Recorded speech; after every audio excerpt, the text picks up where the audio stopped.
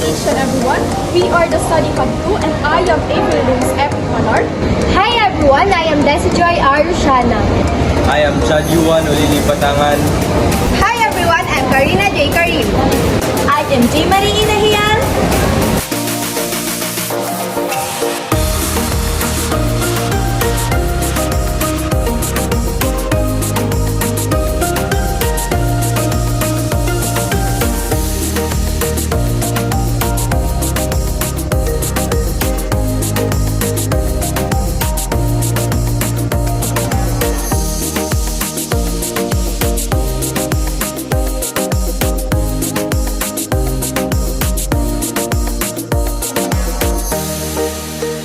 Good day everyone, I'm Karina J. Karim from BSED-ENG 1A, and this morning I will be going to discuss about the Jeffrey Dahmer and Alice Walker story.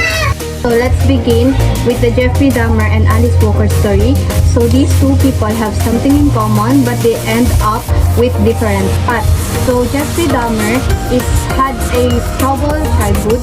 He was a rape victim by an older man and his parents constantly bickered before they divorced, and he felt like his parents neglected him because her mother had a mental issue, and also when she was pregnant with Jeffrey Dahmer, she constantly taking pills so that Jeffrey Dahmer had a really troubled childhood.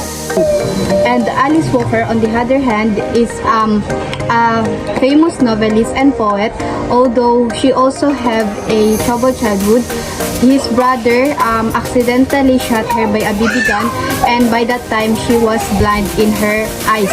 But that factors did not stop her from being a poet, and now she is a very known novelist, and she is also a awardee of Pulitzer Award with her book The Color Purple. Hi everyone, I am Desi Joy Arushana and I'm going to discuss about the historical view of childhood. We have three parts: the original scene view, tabula rasa view, and innate goodness view. So now let's discuss first the original scene view. Original scene view, people believe that children are naturally born bad because of sin. They thought that without proper or strict guidance, the children would naturally do bad things or wrongdoings. So parents, teachers were expected to be very strict to make the child grow up disciplined. For example, if a child stole something, then parents or teachers must punish them harshly, so to remove the badness. So let's proceed to the second, the tabula rasa view. Tabula rasa, it means blank slate. In this view, children are neither good nor bad when they are born. They are like clean papers, and what's getting on that paper depends on the learnings, experiences, and environments. So parents, teachers, and society play a big important role in shaping the child's future. For example, if a child raised in a loving, caring home may grow up kind and respectful, but if a child raised up in a violent and neglected home may grow up angry and fearful. Innate goodness view. In this view, people believe that children are naturally born good. They want to do the right thing and are kind by nature. However, negative surroundings and environment can affect this natural badness. So parents should support and nurture children rather control them harshly. For example, if a child gives a food to a friend without being told. A pleasant morning. By the way, I am J. Marie Inahian, and now I will be discussing about my topic. And my topic is all about current concerns about today's children. Current concerns about today's children. The topics and news that we read and hear every day, whether in newspapers, magazines, and on the internet, are mostly centered about children's welfare. It is very important for us to provide a up-to-date coverage of the rules of the following modern-day concerns about today's children. So, I will be giving examples, such as the bullying or cyberbullying, whether harassment takes place or online. Another example, internet safety, school violence, motor vehicles accidents, and depression, and so on so far. And now we proceed about the health and well-being. We are jeopardized by many interrelated factors such as the poverty, starvation, loss of the livelihood, poor quality health care, inadequate nutrition, violence against women and children, alcohol and drug abuse, and last but not least, the mental health. And now we proceed about education. So education is the process facilitating learning or acquisition of knowledge, skills, values, beliefs, and habits. And also, children learn from their parents, peers, at school, neighbors, siblings, relatives, watching television, church, or aside from books, social media, and on the internet. Basically, the current concerns about these children, it is talking about the children's concerns, especially in our new generations, that children's, that they face the problems about the cyberbullying, bullying, depression, and so on so far, as I said earlier. So, and for the health and well-being, it is talking about that how we face the problem, especially the during pandemic time. So, as I mentioned earlier, the poverty, starvation, poor quality healthcare, and etc. I am Chadjuan Ulilipatangan, and today I'm going to discuss about social and cultural context. Under this topic, we have culture, ethnicity, ethnic identity, sex refers, gender and development. So culture. Culture is the traditions and beliefs that we practice here in the Philippines, such as bayanihan, wherein we help people without expecting something in return. Next is ethnicity. Ethnicity is a group of individuals where they belong to. For example, the Muslims, Tagalog, and the Bisaya people.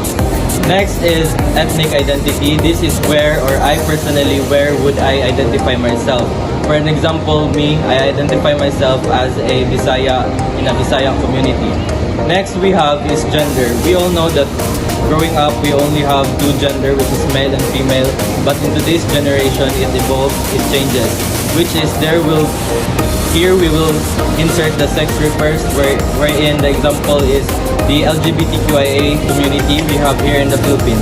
Next is the gender and development, wherein we empower the equality and equity between men and women, wherein what men can do should women can do also. So, social policy, on the other hand, it is the rules that implemented by our government for us to benefit in security country.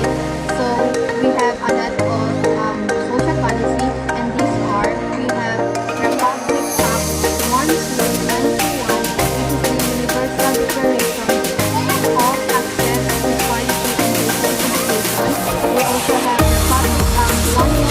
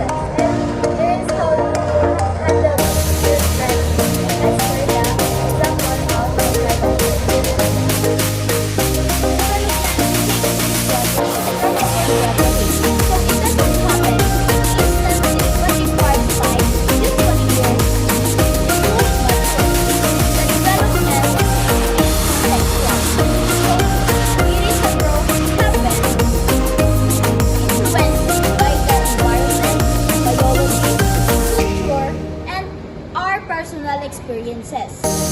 Development involves growing, maintaining, and regulations. So, development isn't just about a growing, but it's also maintaining abilities and adjusting changes throughout life. Prenatal period is the time from conception to birth 9 months in the mother's womb. In prenatal, it is unstable development in the mother's womb. Infancy is the developmental period that extends from birth to about 24 months. It means it is 1 year old and 2 months. It is a time of extreme dependence on adults because many psychological activities are starting, such as language, symbolic thought, sensory motor coordinations, and social learning. It starts all at infancy. Childhood period. In childhood period, we have 3 levels: early, middle, and late childhood. Once we say early childhood, it's between 5 to 6 years old. During this time, children learn to become more self-sufficient and care for themselves. They develop their written skills, and also in the middle and late childhood, it is about 6 to 12 years old. It is referred as the elementary years. At this stage, they already masters the fundamental skills of reading, writing skills. They are also exposed to a larger world and its culture. Achievement is also most central theme on this world of childhood. Adolescence is the developmental period of transition from childhood to adult, approximately 15 to 24 years old. It begins the rapid physical changes such as impulse, intimate, the enlargement of breast, and female, develop the secondary hair and deepening of voice. It is a common changes when we become an adult. Adulthood period, it is the last stage of life, that is between 24 until death. That is considered as a part of adulthood period. So at this moment, let's proceed to developmental issue. Under this, we have continuity versus discontinuity, nature versus nurture, and later and early experiences. So for the nature versus nurture, when we say nature, it is the environment we live on, and also when we say nurture, it is the heredity. So in this developmental issue, it talks on heredity versus environment. We say continuity, it is smooth, gradual, smooth process, and when we say discontinuity, it's developmental occurs in distinct stages or steps. For the last one, we have later and early experiences. When we say early experiences, it is foundational, it shapes brain development, attachment, and foundation